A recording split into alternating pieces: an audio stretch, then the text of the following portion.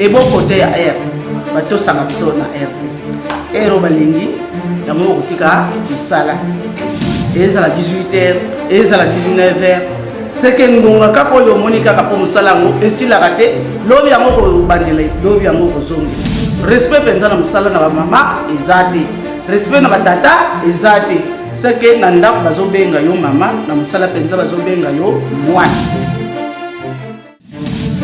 bana ya Kisasa bana ya Kongo mobimba bana ya monde entier mobimba balobia wande munduki HD TV babanga ka monto te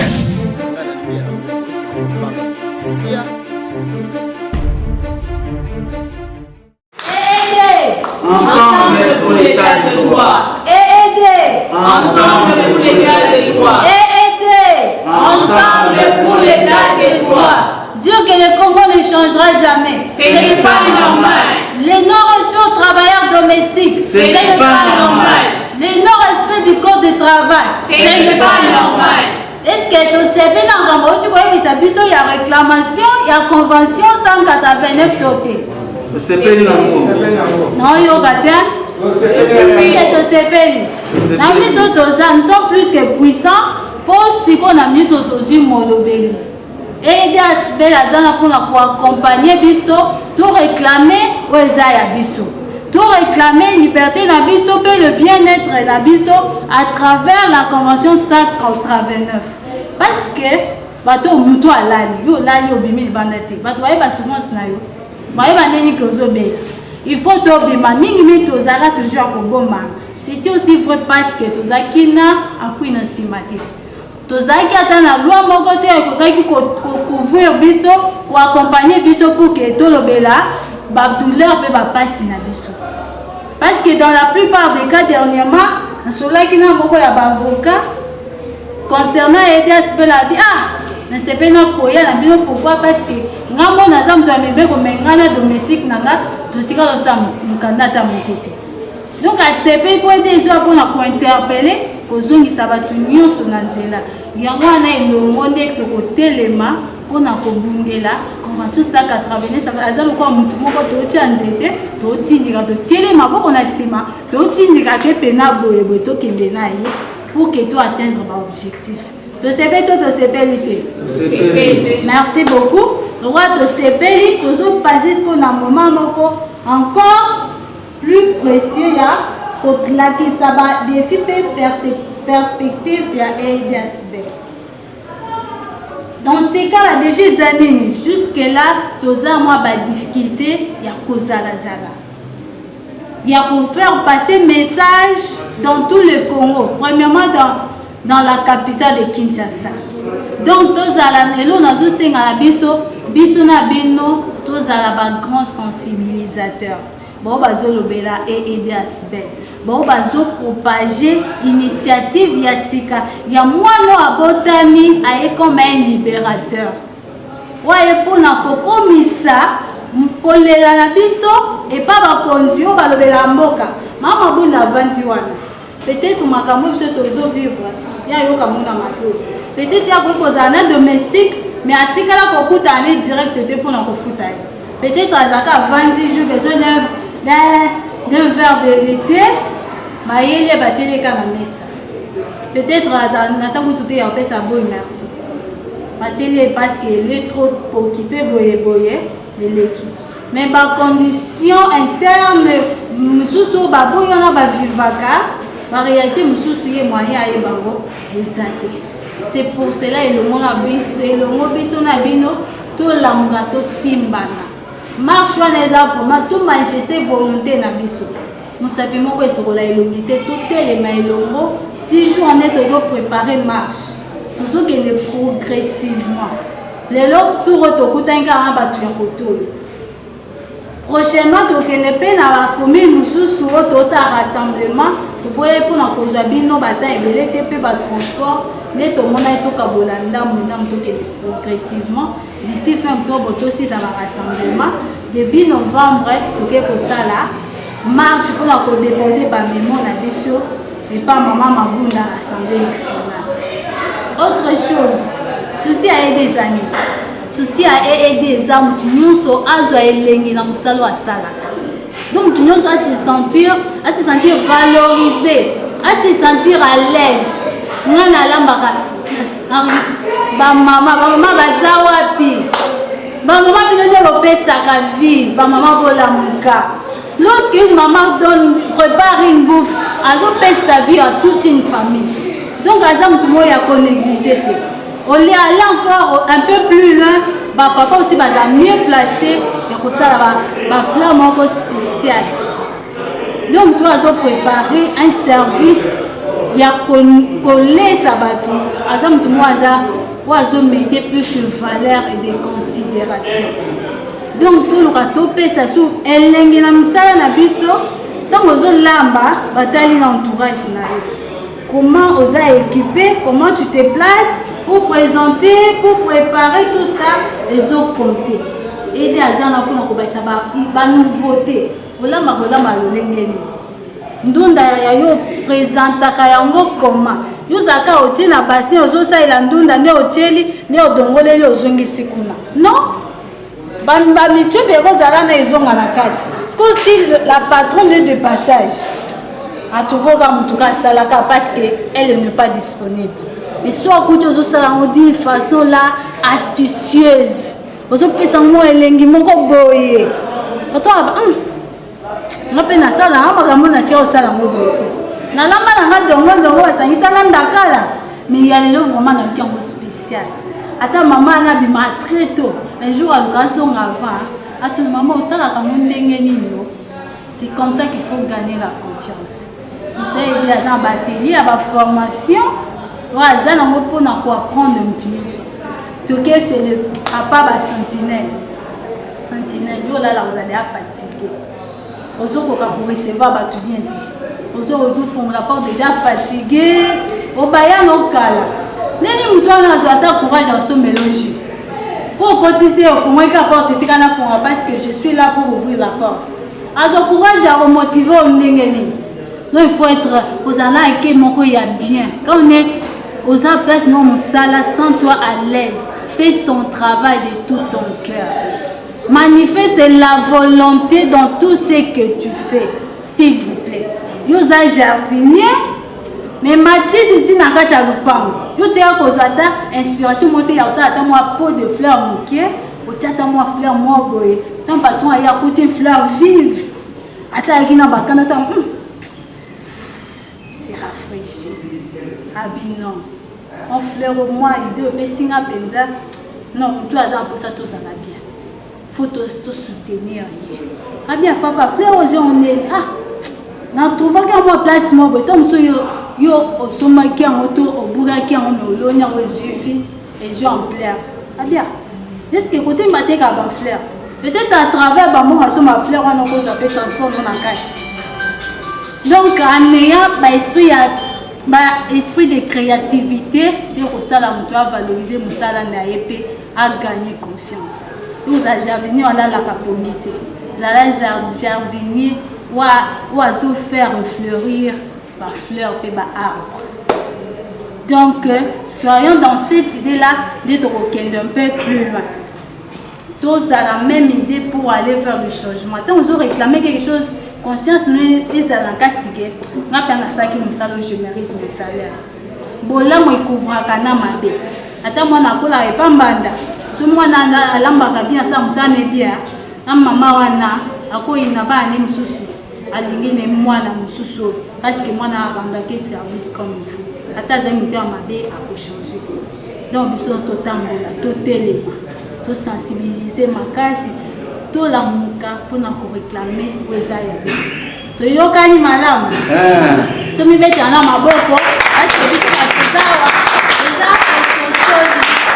ososo ke bon la biso pe esengola biso yango na cuisine na olamba mingi vous menez dans la cuisinière qui n'a que travailler dans le bureau devant la machine vraiment ça me dit je m'ennuie devant une machine mais la cuisine encore tu as dit ma boy donc tu tombes musu na le maté ça a inspiré la cuisine donc dans moi ça quand c'est mon sala zo sala donc on est comme mêler peu bonheur donc ça musala na motema malamu na motema ya kofunga obela te au sentir fatigue Mais si tu as stress, que les mozo baillent, donc d'office tu vas stresser. Parce que c'est même un maladie de tu évites le stress dans la place de Moussala. Tout ça toujours avec un cœur disposé pour donner le meilleur de soi. Ayons toujours un cœur disposé pour donner le meilleur de soi. Tous se rendre service mutuellement. Tous allons ne parce que je suis là pour un salaire, non. Il faut aussi bâtir ça un plus dans la place où ça comme salawana et nimisa motema ya patron. Et c'est ça. Motema ya maman na ofuta kombo. Et stimuler comme c'est biloba loba. Papa ça vaut 3 000 à transport jour en jour à 5 000. Donc le lingue comme ça se comporter né ko sala ke. Et c'est moi ils ont ma équilibre ils sont. Merci beaucoup. Toucher ma point mon est trop sensible. Donc savoir comment se comporter dans Moussala. Et ça ba difficulté au croiser mini au kutana na ba patron. Neti dernièrement je crois to les gars na top Congo tozwa ki ba question ba patron bazo benga bino bolingi bo défendre batouana. Bo éviter que batouana baza ba ingrat, baza miyibi, baza boye, ba patron belé en tout cas tozwa ki ba question ya bongo. Siko biso il faut que to défendre parce que eza Moussala moko. Bon, je peux dire que non, biso to les canipe wana. Parce que soit on a travaillé dans un restaurant ya mutu, na za boy na ye pour nous rendre service wana. To bando mona nde ba patron na bando ko maltraiter biso. Mais toujours au garder un sourire na yo. Sourire na yo faut ezala normal. Peut-être patron na so kazaki mutu moko boye, mutema mabe makasi. Azo maltraiter yo, azo finga kayo mais grâce na sourire oyo pesaka tout le temps o afinga kayo et koki ko changer. Ba réponse à ndenge wana ni to bando pesa ba patron. Ou soit oki ozala okuti penza patron za mutema mabe. Ye penza za mutema mabe na batu nyonso. Mais façon oyo ba réponse oyo pesaka ye. Patience na yo. Ozo rendre service moro malamu malgré ozo maltraiter yo mais yo ozo rendre service comme il faut. Yango mutu etinda à ce que au garder toujours musala na yo. Donc mais ezala ba patron musu bazaki na bango na raison na bango ya koloba bon parce que ezala moi musala mususu patron azana e bien mais yo au rendre mutema mabe ba acte mabe soki yazati ozosala makambo pas comme il faut boyena bo bando se comparer peut-être na bana na eto parce que ya saleli e boyenga pourquoi non ozana musala na yo garder bande na yo oyeba limite na nga eza wapi nini na kosala na ndako oyo nini na kosala te soki babi non mama awa kofanda te awa boye kosala te c'est normal respecter yango na kofanda awa te poso papa kutinga na fandi awa et ko créer lenga problème mais za matu mususu te so ba petisi esko kofanda wana te na kofanda nini yango zo bon peut-être azane na kisite mais alobi ke non na linga mo msa va na salon na ngate parce que pour na honneur à inviter nanga c'est pas un problème ezanda kunaye mibe kunaye respecter yango ndenga memeli yo nango parce que so o tete titesse na kofanda akuti yo so ba bengani yo musala bon supposons o esko na aide o ba bengani nga musala abo futa ngai surtout makambo de compte final ndé mais ma problème a futinga te sur na pesinga ta mbongo fin du mois te bon to kotalela yo salini est-ce qu'on respecta ki mibeku ya patron na yo toté soko o respecta ki mibeku te biso to ko aider yo te parce que to luka pe to ko en contact na patron na réellement to yeba qu'est-ce qui s'est passé alors bien il faut rendre biso un bon service bon se comporter bien c'est vrai ma même à lobby to ko sala ba atelier o to banola kisa comment est-ce que tu dois te comporter na musala na yo nini faut loba nini faut pas oloba ba biloko wana nyoso il faut to lekala parce que ba patron ba bisi biso mo bibotika ba to wana baza ba ingrat baza miyibi bino bozingi ko défendre bango parce que ba patron est belé penza so to kutena bango boyo ko enregistrer mutu na ye aboyi na ye na lingité mais azana posa tika la na maltraitance wana a maltraiter kaika bongo parce que boza ba ingrat biso pe to bi non au respect du code du travail to valoriser juste l'article aux dans le code du travail ne biso to pesa ngo valeur mutu nyonso faut yeba valeur na ye pour yeba valeur na yo il faut yeba pe ba limite na yo soko zo kendo de la yeba ke musala no ezala kaka te pas donc il faut être vraiment en ordre na ba pays mususu ba travailleurs à domicile bazaka mini valoriser parce que bazaba appartenir dans ba syndicat et un syndicat mo pendo yebi que non nga na ça les pas patron tel non ça les pas patron tel na utaki na syndicat tel non les no ce patron bengani bima na lingo mo le soute pas de problème Obimi. Beaucoup pour la parole. Topé bon merci na président Kelly, topé merci na ba membre nyo surtout ya comité oyo bazali na kati ya EED ASBL. Alors biso tozali les mamans de la diaspora congolaise pour le changement. Comme tout na diaspora na Kinshasa ndenge nini. Diaspora parce que ebotami na extérieur. Ebotami bongo na mboka France, ezali mouvement oyo ebotami na Mère Santa. Alors à CPLA qui est sous la parité et c'est qui est à Kinshasa. On a na Kinshasa et puis et que nous travers la République démocratique Mobimba. Pour le changement, il y a mentalité, changement dans le milieu de travail, changement dans le savoir-faire na biso. Alors ndenge tozali a tozali quoi tozali ki borfele ndenge maman ema utoloba tozali na mobilité auprès du gouvernement. Pourquoi ça loke musala ba maltraité yo ozali siko que nous se plaindre té. Patron pourquoi utiliser ndongo lingi. Alors, à partir, il y a assemblée Oyo et aider Motunio surtout à occasion, à paternité, aux papa, où il y a côté le malilo, pour la colobela, pour la intérêt. Natako yoko zonga nesika na musala oyebi ke ba devoir nanga sai o soki na remplir ba devoir nanga ndenge sengeli en retour naza na besoin ya ko bénéficier na ba service nanga na rendre. Alors soki na bénéficier ndenge sengeta ba na service nangai, je peux venir auprès il y a association Oyoya et aider pour se plaindre pour dire que non, regardez la rendre ba service nangai mais bazo récompenser ngandenge sengélité. Nakanisi vraiment bravo na papa Kelly, bravo na maman bonyoso et aider pour la souci Oyo bazu na motema na bango pour la comporter fardeau ya ba travailleurs congolais. Cadre na biso MDCC toza échantillon kaka toya qui pour la représenter association na biso tozali bongo ngai et puis toye na papa caméraman à ça musala donc ça musala qui to yé pas que contribuer na kanisi musala na ye et comment on a que contribuer pour nous musala aider et avancer que les bosso to ça pe na papa JC Jean-Claude yé pas ali mo kati na biso merci beaucoup comme ça sans plus tarder tozo les gasikoyo travailler na biso na ba site selon ndenge tozo travailler selon la décentralisation et fonctionnement ya EEDASB. Sans plus tarder, Tozaka pour ça y a des témoignages. Il y a bateau bazar vraiment bénéficiaire ya EED. Au bateau travailler dans le domaine, troyamba maman moko, na papa moko, papa ils ont ba expérience vécue na kati ya musala. Ozo se sentir motivé, tambi kota ba papa moko, kota ba maman moko. Terrain ils polele.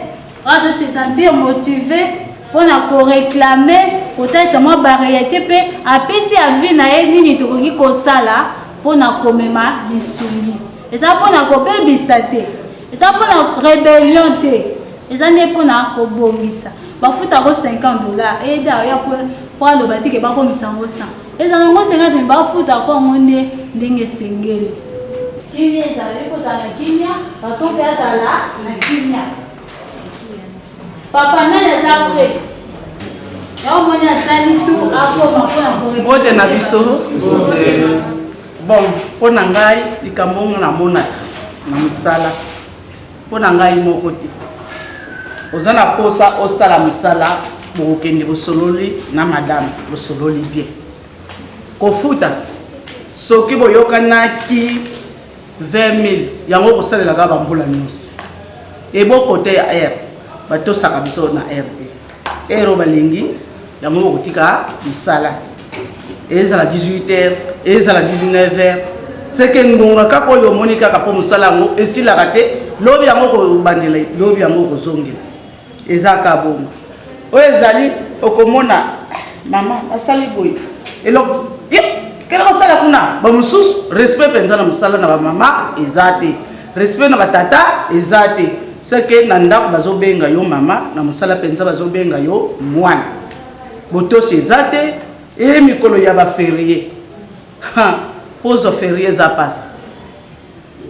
pasi batika yo na mokolo ya ferie yo vanda na ndako po renie opemisa nzoto bazomona kaka lokolo ozwi robo salaka kaka mikolo nyonso respect ndani ferie pana biso ezalaka te Kota salaire mawa mingi tant mosusu osali bamboli ebele ba 5 ans ba 4 ans okokende lokola soso bakomona yo te moto teke bazwa yo na valeur nete mama oyo papa oyo asaleli biso mingi ntango na longwe nakanisila ye atanaka mwa quelque chose ezalaka te epo na nini surtout côté ya férié toza bana Congo biso nyonso le 30 juin eza mpona biso nyonso mais biso balingaka te tokende tovanda férié mpo na nini toza na posa batosa biso na misala toza na posa tovanda ndenge bato bavandaka ebino mpe bandeko na nga soki omoniki oza liboko molai omoniki bisika ozali omoni eloko ya bato senga te soki osenge mama wana aza boboto papa wana aza boboto akopesa yo yango soki apimeli yo problème eza te apesi yo makasi mpo ete osala mosala apesi yo bokasi mpo osala mosala mais soki aza motema boboto ntango osengi opesi ye mais totika liboko ya molai omonika mwa mungu ya bato koto ozolambela na ndako natikaki mungu atele ozwi omema mpo yo mpe okende kolambela te eza nde bongo te barespecte biso nde na mosala bamona biso bato ville ya bapatron eza na maboko ya biso baboyi ndenge bobengaka biso nga nazolambela yo nazoservir yo boyo ozomonela nga lokola soki nini soki oza motema mabe ou bien soki omonike olembi mama zwa nzela kende na malembi mais ezala na ndenge ya koswana te ya kobendana te nga mpe naza motu ntango namoni ke na limbi na ngai nakokotika mosala bapesa biso nde respect oyo esengeli totosa misala bato mpe bapatron mpe batosa biso problème nazalaki nango ka yango. Merci beaucoup maman. Merci maman Marie. Kota papa la bazate.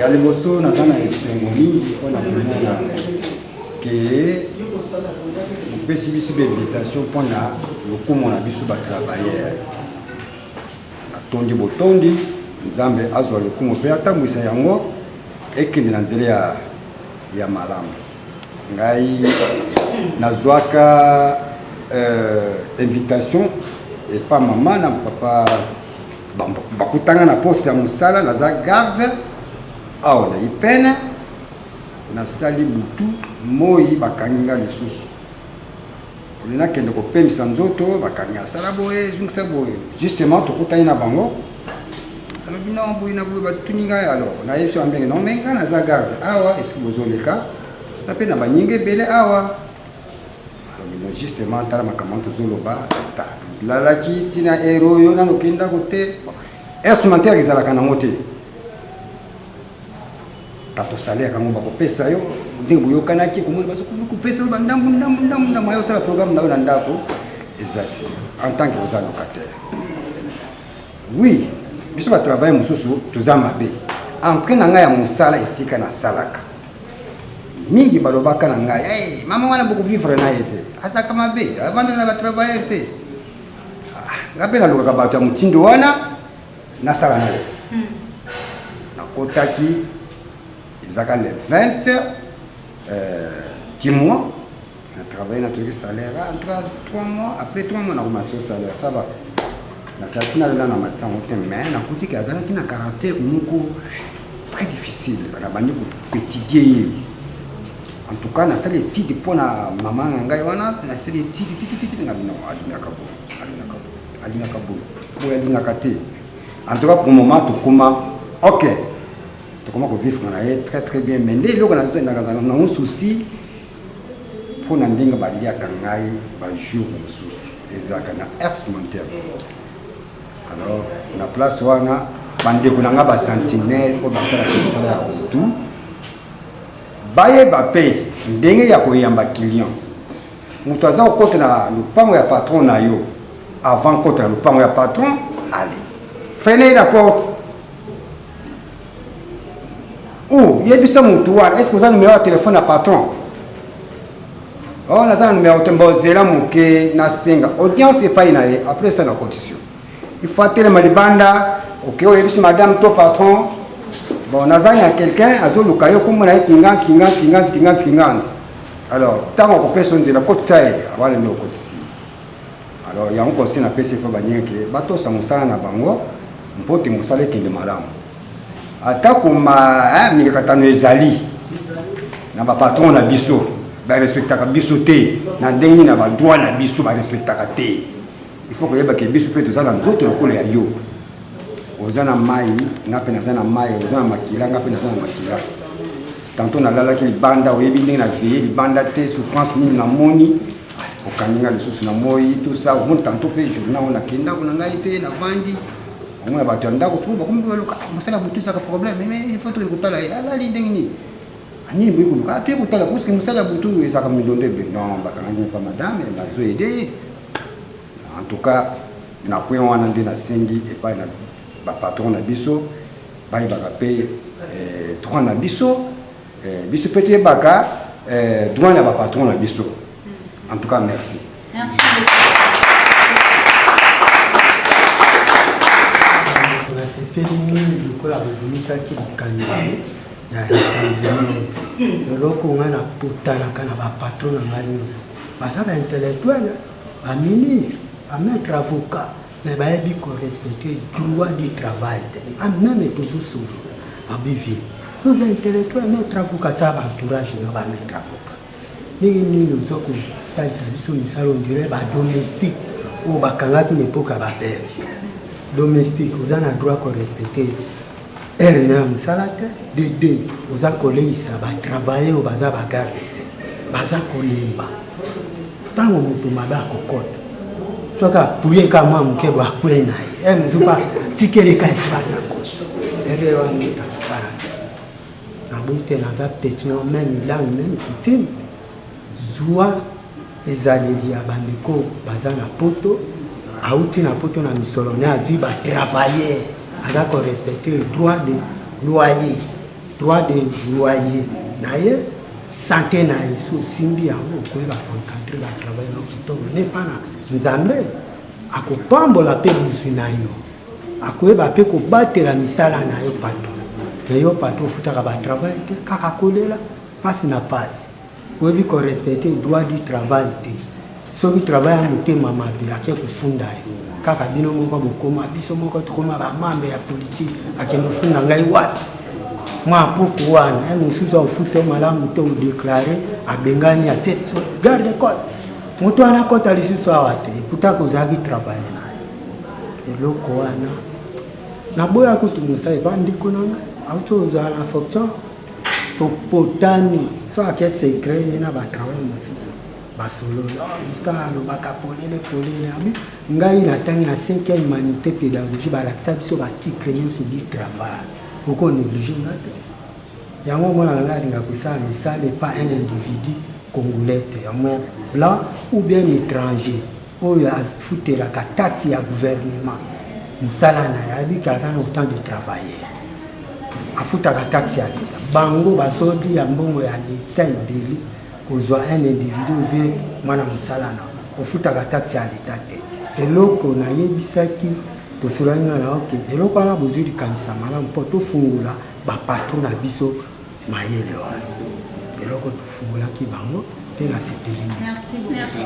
Ne boza bobobangelo te appartient na syndicat eza droit ya travailleur nyonso donc bagrémation teke lokola nga ozokende biloko wana yo pene epa na ngai na mono sute non koappartenir na syndicat eza droit ya travailleur bapatron bolembisa soyons humains toza motema kokita so moi mutu na des fois sunga mutu wana osunga ye oramene à la hauteur mais ceux autres travaillent toujours trop dur, ceux qui n'engagent avec méchanceté, avec toute insulte et tout. Autant qu'ils ont vexé toujours toi, mais moi, je ne sais pas. Azane, tout ça, azane, c'est déjà méprisé. Ouais, c'est là, attends, ma sous, c'est un peu difficile. Donc, mais moi, j'ai béni à comment ça. On ne sait jamais, côté qui n'est pas la toki. Donc, ils ont bien été. Ma patron va sunga biso et des azana pour nous sunga. Ma patron peut pas sunga biso. To sunga na ilongo pour avoir un bon résultat. Comme ça, on profite pour que tout le président appelle sa biso calendrier Il y a un rassemblement jusqu'à atteindre la date de mars. Président, merci. Merci beaucoup. Programme est aboyé. Le lot, dimanche 9 août, nous allons à Kingu. Donc, il y a le Kunga 1. Le Kunga 1, c'est que le Kunga 2, il y a dimanche 30 août, nous allons à Gombe. Nous allons à Gombe, Lingwala, Barumbu, na zone à Kinshasa. Na commune à Kinshasa. Le 4 octobre, le 20 septembre, dimanche 20 septembre, nous allons à 1. Dimanche 4 octobre, nous allons à 2. Dimanche 18 octobre, dimanche 18 octobre, nous allons à Moamba. Moamba, ils ont limité Lemba Matete na Kisenso. Dimanche 8 novembre, nous allons à Tchango. Na Tchango, kuna déjà tu fais ici directeur communal, c'est que tu benga ba pour préparer des terrains pour te yakuna. Lukunga 1 eza ngalié mamonga fula Kintambo. Lukunga 2 eza Gombe Lingwala na Barumbu. Lukunga Funa 1 eza Selemba ou Bandal na Bumbu. Funa 2 Ngiri Kasavu Bukala Makala na Ngaba. Moamba eza limité Lemba Matete na Kisenso. Tchango Masina Njili Selena Kimanteke. Si katamto silisa ba rassemblement nyonso le 8 novembre, tant au sous le 8 novembre na Tchango ndeto sala marche na biso le 19 novembre. Na 8h to za boulevard triomphal to sala marche ba travailleurs domestiques nyonso ya Kinshasa. Et puis le 5 décembre ndé to eko sala méga rassemblement na biso na Victoire. Voilà un peu au Naoka Koloba Yangwana. Merci beaucoup.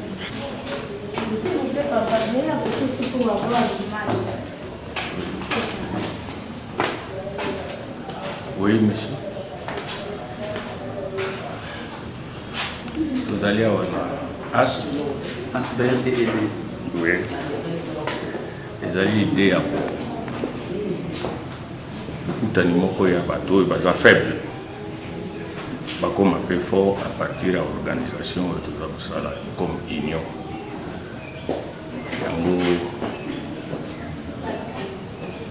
Tous alliés. La base au moins même temps de tout cela déjà. On a pris nos membres. Baza wana mibale. Mais baza pendant la carte à idée. Mais baye pour participer. Pour baye les anini. Les hommes mabiso wapi. Puisque mon quoi a déjà un problème dans le cadre de Moussala. Azara qui ouvrier quelque part au Moussala, a eu expérience à Moussala, paiement à Ezate, Babengani na Moussala. Babengani n'est pas créé, mais il y a Zouaki, à Salélan. Mais la personne, l'élo, il y a un moment où il y a eu temps délai. Atteindre les bébés soda pour Bakangay.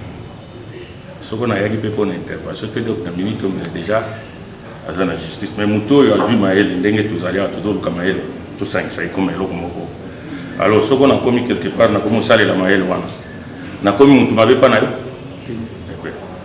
C'est ça. Il y a un moment où on a mis les PAIA à participer à l'Obapé Oye, Zosenga, à Katias. Merci beaucoup de Yokaye na Souka. Oui. Vous en avez un mot à dire pour l'ASBEL, en bref. Un mot à dire pour l'ASBEL, Ezali. Ezali au cola moule. Service, on dirait que ça la brique. Awa c'est quoi tu vas ni Kotonga. Vous en avez Katia Kotonga. Jusqu'à arriver au sommet. Donc petit à petit, on va arriver au sommet. Donc c'est ça. Merci beaucoup. Vraiment,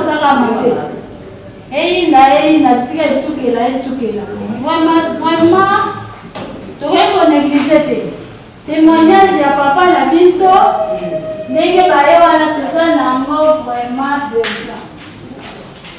Papa, le mariage à papa, il y a un problème avec les présence no katinisika oyo. Pourquoi oye katinisika aider à spell aux autres défendre à travailleurs domestiques?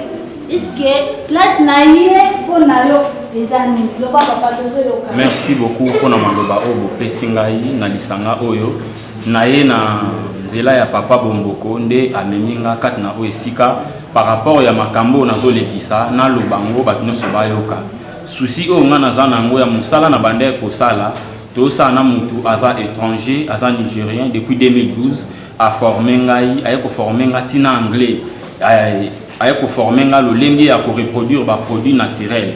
Alors naaki komona musala o nga na sala pa na ye elekindelo je prends 120 000 comme salaire et puis 4 000 ya transport ko banda tongo mona ko liete o sa musala bongo olobate tellement nazo futela ndaku nazana mwasi na na charge naaki kolongwa na musala na sali pe o yangai na formation ndenge ye a former ngai mais bitumba wana ezo continuer akomi kotinda ba avocat na ye na batu mususu tellement zana mbongo ti place point de vente na ngai ya mesa nazo teka bakisi na ngai ezali ba menoncer nga na longwa kuna nde eloko ememi ngai bisika oyo po pe na senga soutien epai na bino po na yoki bolobi ke non bino nde awa bozo soutenir ba faible. Alors moi je suis faible na ye awa pona soutien na bino pona kozwa solution ya makambo to pe bitumba o nga na olexa na mboka na ngai na lobate likolo ya étranger nigérien et puis un pasteur azozulanga ba soda na tango lelo bakanga ngai donc souci na nga na eli na esika oyo na ende kozwa soutien parce que naza faible bosunga ngai po makambo na nga ekende liboso donc yango nde na nga kina loba nde loko na komeli kati na o esika na ye au hasard te na ye pamba te na yende kosanga na yoka pe idée ya esika oyo donc yango nde na yeli kati na o esika. Merci beaucoup. Merci beaucoup papa, merci beaucoup. Merci. Donc c'est toujours des affaires. C'est pour cela aider notamment aider ça, c'est une joie pour les Congolais. C'est une joie pour les Congolais. Ah franchement. Par contre là to kutana na mususu bato ASKD na limité. Donc, bango à faire déplacer bango de bas Congo, mais bango qui les fait vivre comme des animaux, là la en vrac. Donc, s'il vous plaît, papa, et là, biso tozo senga na bino. Bon, les matins, ne soyez pas faibles. Et des états d'esprit. Moi, je dois réclamer une vérité quelconque. Il faut aller fort. Il faut aller fort. Il faut aller vraiment fort. Parce que ça va nous pour défendre leurs droits. Tout ça va peur. Non. Les valeurs morales sont imposées à tout le monde.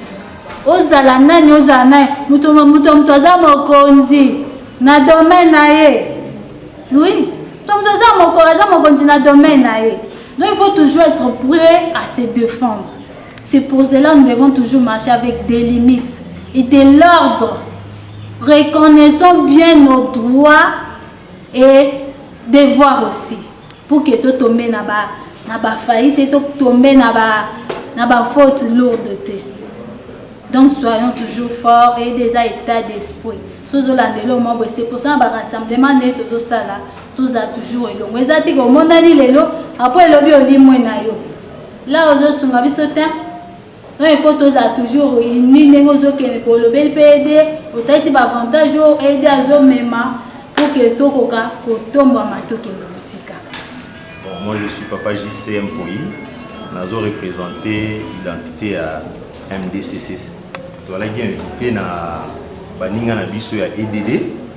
Côté à côté la réunion na bango bazali ko tenir wana commune na Kalema. Exactement.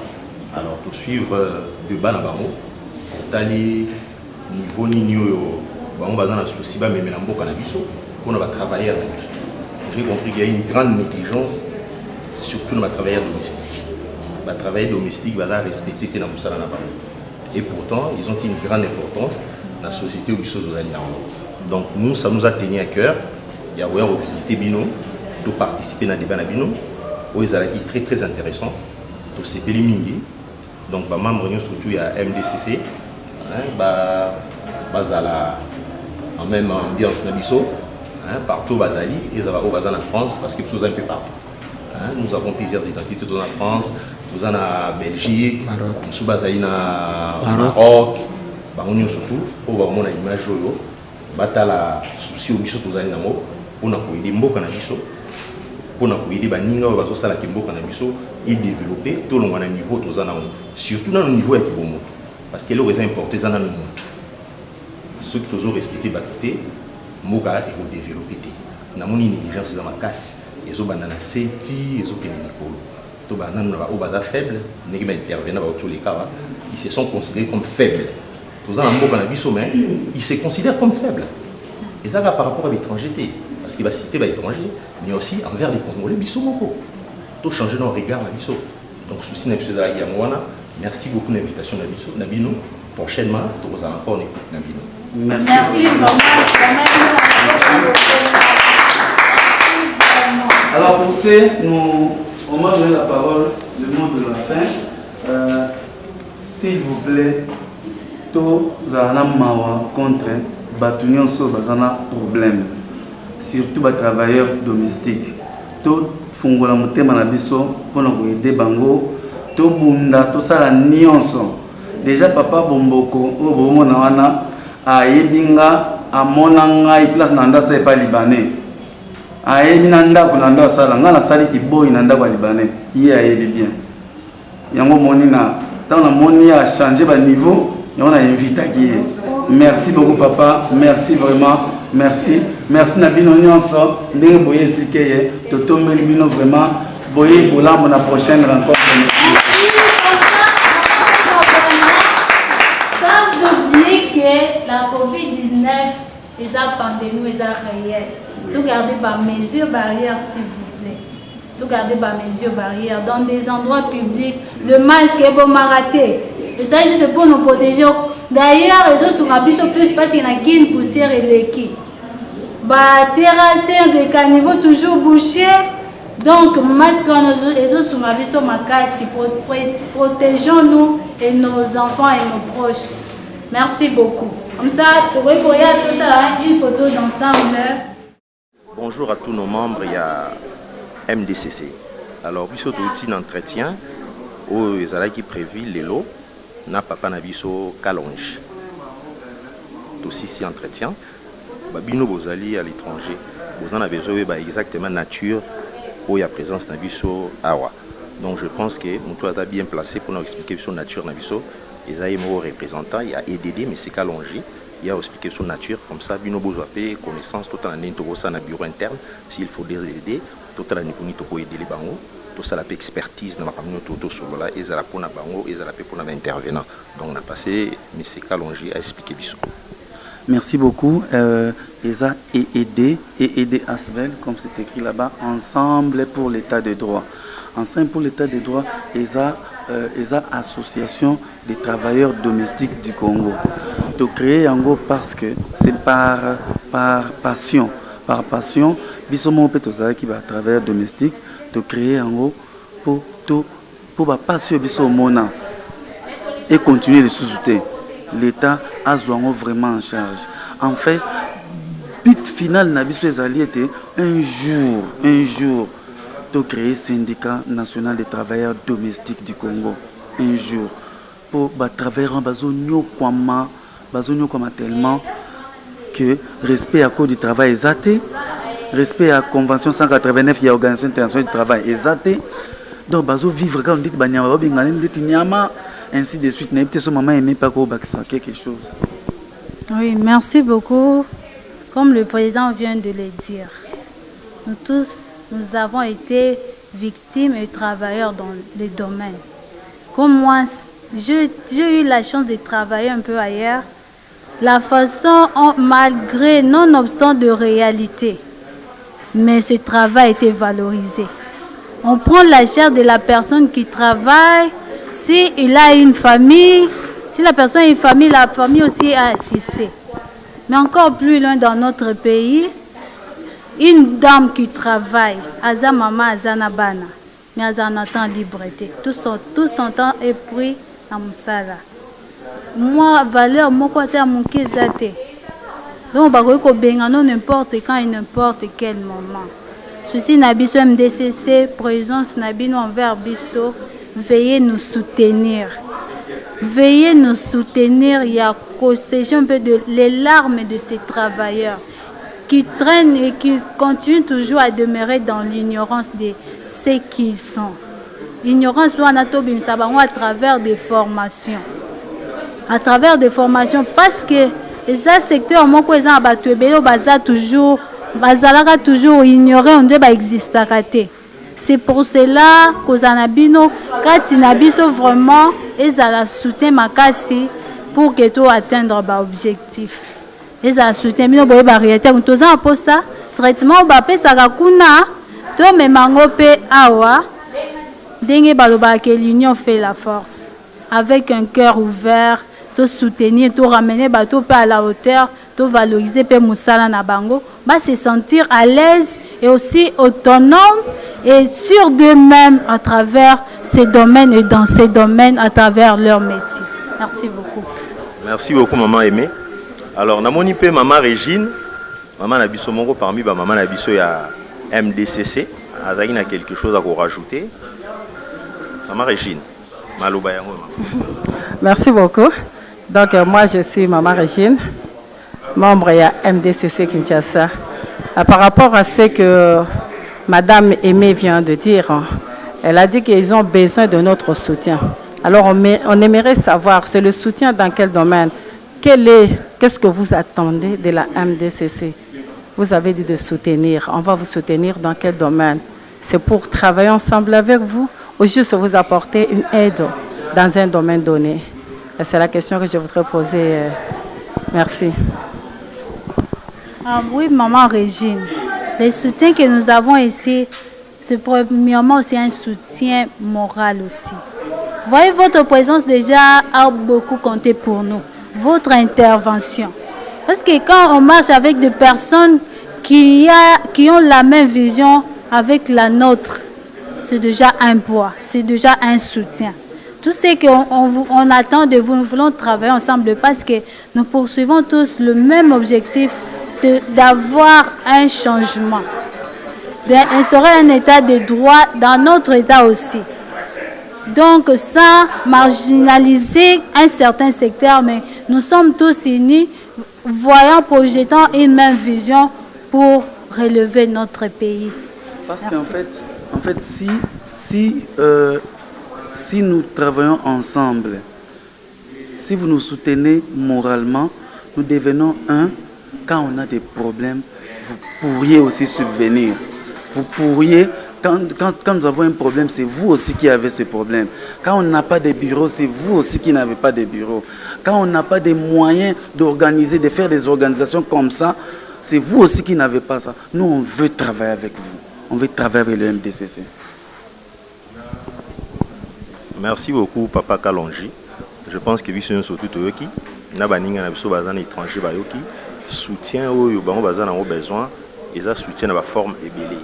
C'est à nous les bureaux de voir neti ezali partenariat ou ezali éventuel ya kosalama entre MDCC et ED tous attend ya kosola biso bureau interne ezala mama fondé la baronne Kachama ezala mama Bijou Mboma la présidente tous attend ya vendre to solo là na ba o baza à l'étranger.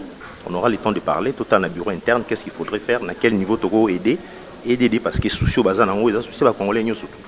Ils ont souci ba maman parce que tant que la sigle à MDCC, on voit il y a maman. Donc ça veut dire que partie nabino ou responsabilité nabino na kati ya démarche et aider à zo sala, c'est très important. Donc on doit réfléchir tout en Togo sala. Merci beaucoup.